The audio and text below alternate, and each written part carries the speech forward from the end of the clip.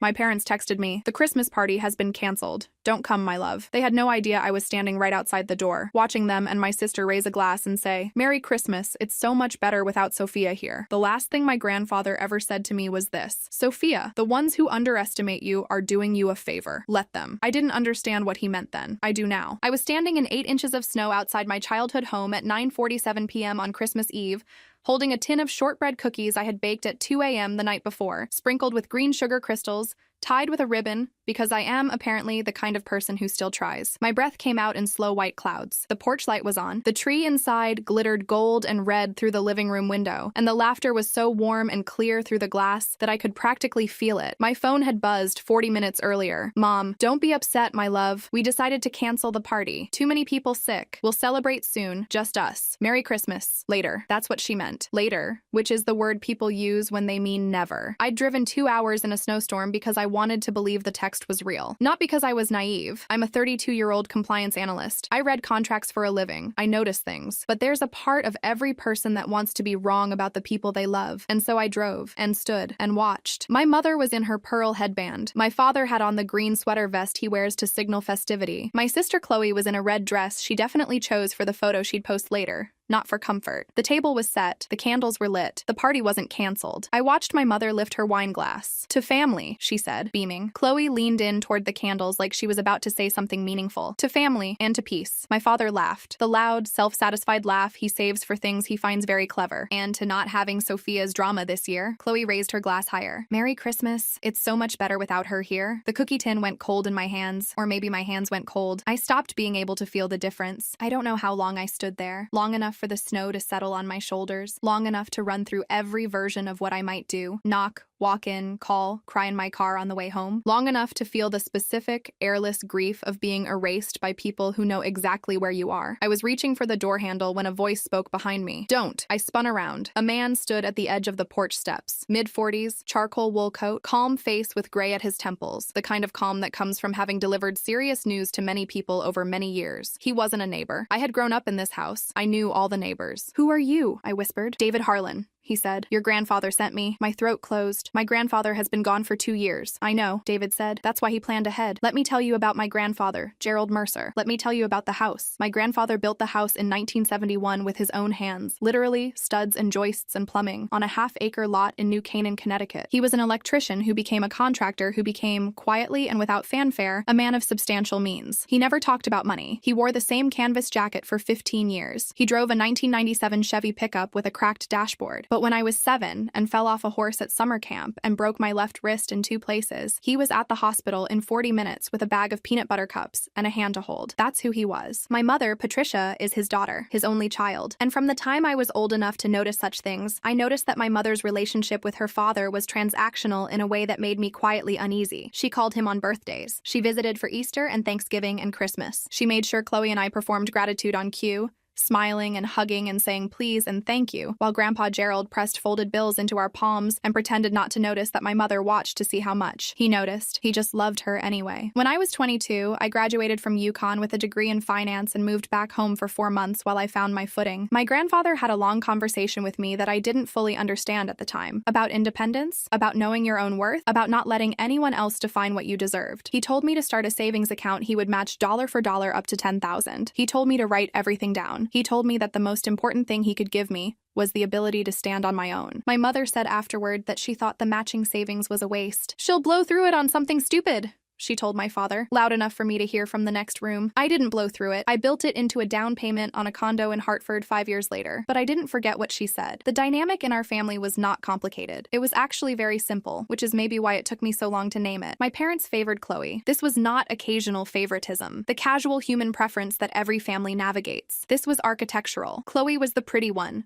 the easy one, the one who never caused problems because she was expert at making her problems disappear by placing them quietly on someone else's plate. I was the one who asked questions. I was the one who noticed discrepancies. I was the one who, at 15, asked my mother why the story she'd told about our family vacation kept changing, and was told, calmly, and with a particular kind of coldness, that I had a problem with reality. By the time I was in my late 20s, the pattern had calcified. Every family gathering included at least one moment when I said something true that nobody wanted to hear, followed by a period of punishment disguised as concern. Sophia makes everything about herself. Sophia can't let things go. Sophia's drama. As if noticing things was a character flaw. As if being accurate was aggressive. My grandfather saw it. He never said so directly. He wasn't that kind of man, but he saw it. He always made a point of calling me on non-holiday weekdays. He came to my work events. He asked about my job, my friends, my apartment, not performatively. He actually wanted to know. When he died 26 months ago, a stroke, in the night, at peace, I cried for 3 days. My mother cried at the funeral and posted a beautiful tribute on Facebook, and then called me the following week to ask if I knew when the estate would be settled. I did not know. Aunt Marlene, my grandfather's younger sister, was the executor. My mother had expected to be named executor. She had not been. This had created a tension in our family that nobody talked about directly, but that I could measure in the temperature of every room my mother entered when Marlene's name came up. I had assumed, we had all assumed, that the estate was mostly settled. The investment accounts,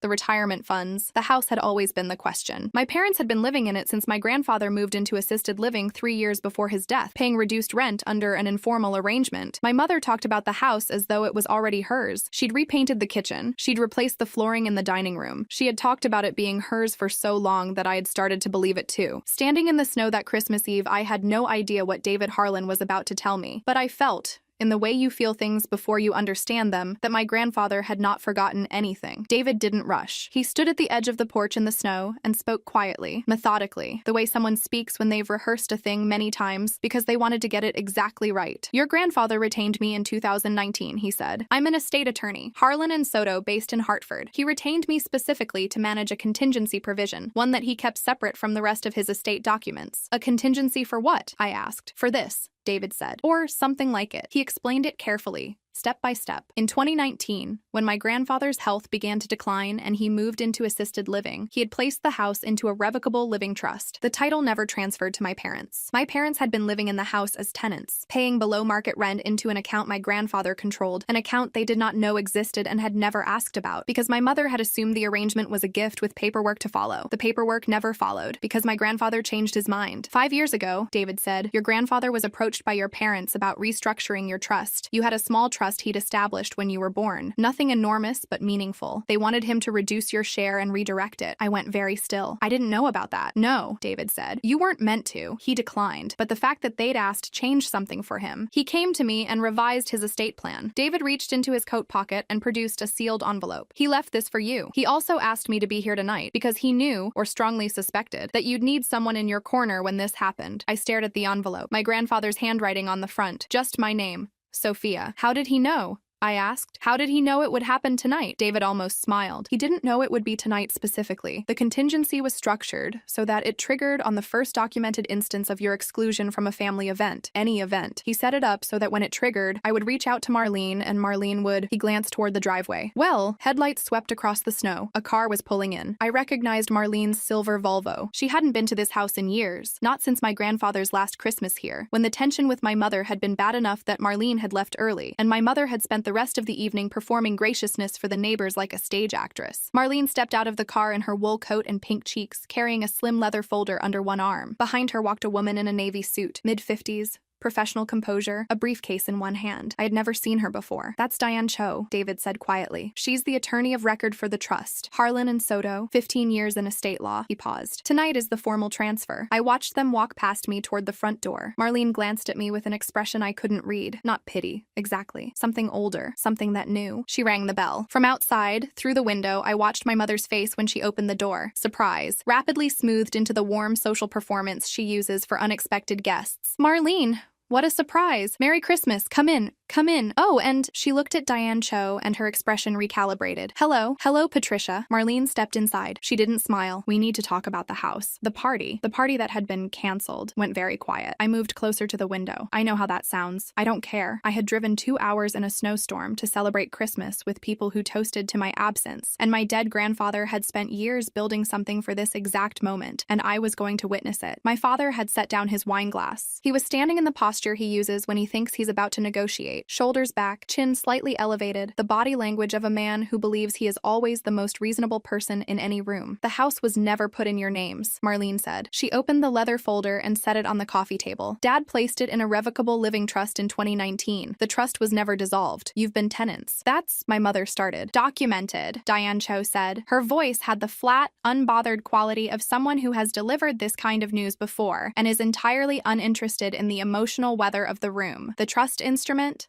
the rent ledger, the account statements, all of it. We've prepared a full disclosure packet. She opened her briefcase and set a bound document on the table beside Marlene's folder. It was easily 40 pages. My father picked it up, put it down, picked it up again. I remember something, standing in the snow watching this, a conversation I'd had with my grandfather in the summer of 2021, about 8 months before he died. I had driven up to see him at Meadow Ridge, the assisted living facility in Westport where he spent his last year. He was sharp that day. The best days were always unpredictable, appearing like weather. We sat in the garden and he asked me about my journal. I hadn't told him about the journal. I'd never told anyone about the journal. I was, in retrospect, somewhat alarmed. How do you know about that? I asked. He looked at me with the particular patience he saved for things he thought I should already understand. Because you've been keeping one since you were 14. He said. Your mother used to complain about it. She called it evidence gathering. I called it knowing the difference between what happened and what people want you to think happened. He paused. Keep it, Sophia. Keep all of it. You never know when documentation becomes important. At the time, I thought he was speaking generally. About life. About being a woman who notices things in rooms full of people who want her not to know. Keep it, Sophia. Keep all of it. You never know when documentation becomes important. At the time, I thought he was speaking generally. About life. About being a woman who notices things in rooms full of people who want her not to notice.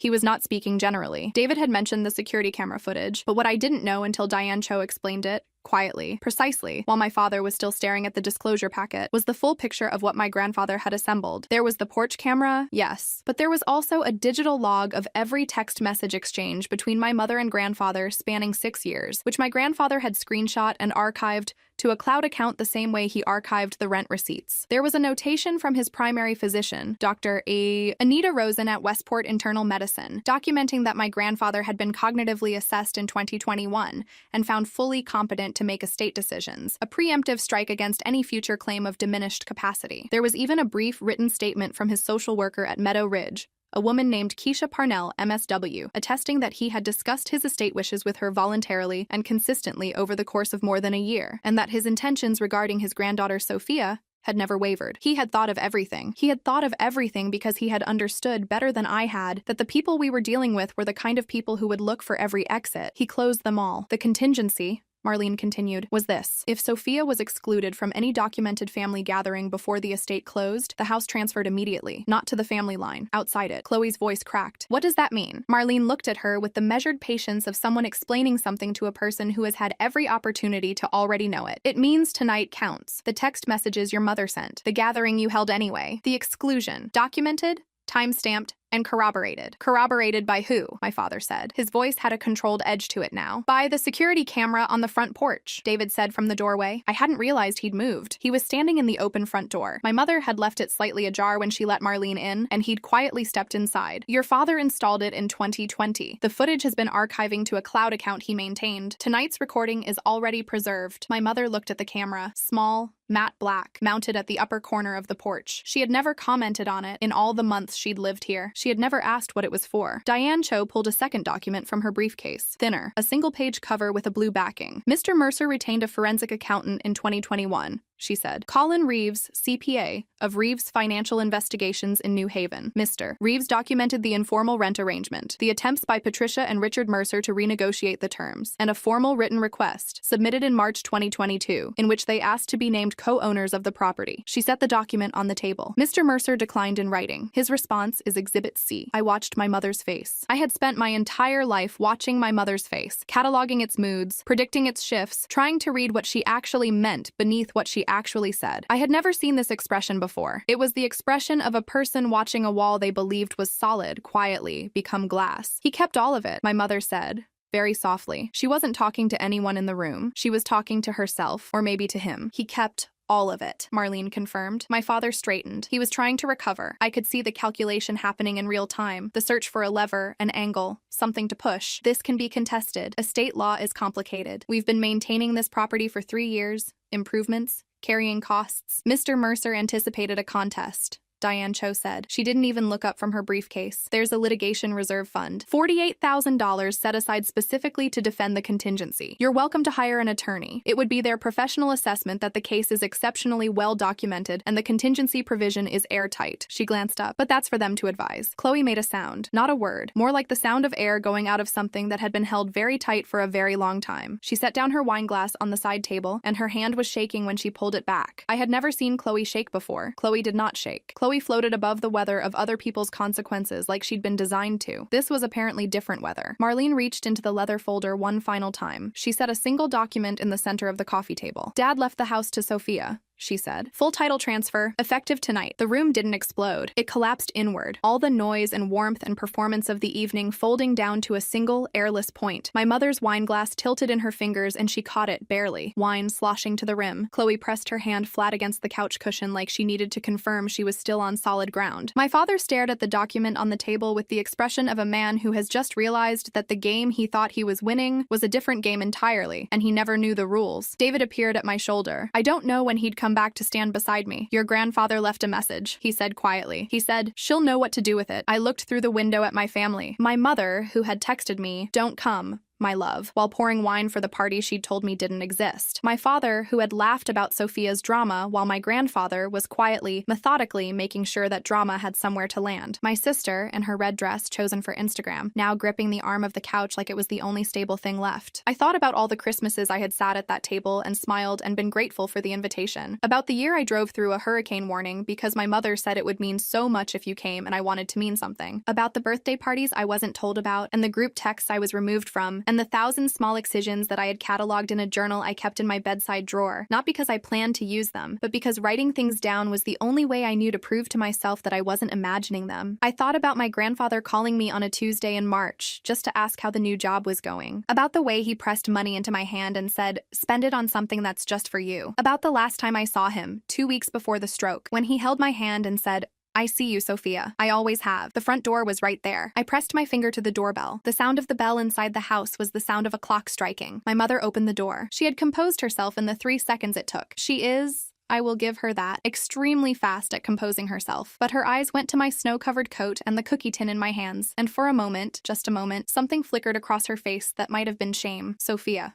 she said. Hi, Mom, I said. Merry Christmas. I stepped inside. The living room had the frozen quality of a photograph. Marlene stood near the bookcase watching. Diane Cho had closed her briefcase and was checking her phone with the composure of someone who has finished their work and is thinking about dinner. David stood near the door like a parenthesis. My father had sat down on the couch, something I had never seen him do in the middle of a confrontation. My father didn't sit down. He squared off. The fact that he was sitting told me everything I needed to know about how the last 20 minutes had landed. And Chloe. My sister was looking at me the way you look at someone you've misjudged in a very expensive way. Not with remorse exactly. Chloe didn't do remorse, but with a recalibration happening behind her eyes, a rapid private revision of assumptions that I could practically watch installing itself in real time. I set the cookie tin on the table, next to the title document, next to Exhibit C, next to 40 pages of documentation my grandfather had quietly assembled over years because he had spent decades watching the same thing I had watched, and he had decided eventually to do something about it. I baked them last night, I said to no one in particular. Shortbread, green sugar crystals. I took a breath. I know nobody asked me to. My mother looked at the tin. She looked at the document beside it. She looked at me. Sophia, she started.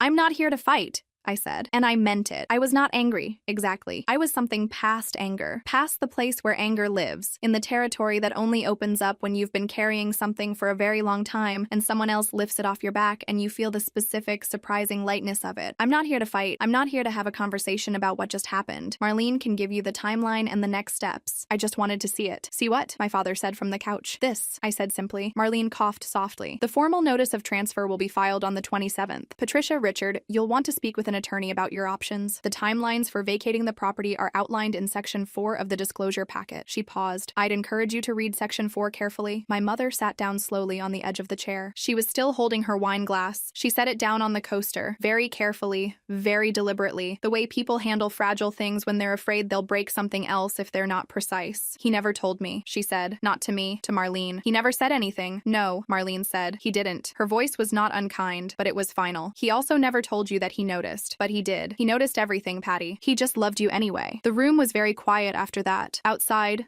The snow had stopped falling. Through the living room window, I could see the yard. The backyard where my grandfather had pushed me on the tire swing when I was 4, where I'd helped him build raised garden beds when I was 11, where he'd sat in a lawn chair and watched 4th of July fireworks the last summer of his life and said quietly that he was happy. Just that. I'm happy. I stayed for 43 minutes. I had a glass of water. I did not have wine. Diane Cho left at 10:15 p.m. David gave me his card and said to call anytime. Marlene hugged me at the door and said, in my ear, your grandfather loved you more than you knew. And I said, I think I'm starting to understand. I did not hug my parents when I left. I did not hug Chloe. I put on my coat. I picked up the cookie tin. They hadn't opened it, and I decided to take it with me. And I walked out the front door into the cold night. My car was parked at the end of the driveway. The seat was still warm from the drive up. I set the cookie tin on the passenger seat. I sat for a moment in the dark with the engine running, looking at the house, the porch light on, the tree glittering in the window, the house that had always felt like proof that I wasn't fully part of the family I came from. It was mine now. I didn't feel triumphant. I want to be clear about that. There's a version of this story where the ending feels like winning, and I understand why people would want that version. And I'm not going to pretend I didn't feel something fierce and bright in my chest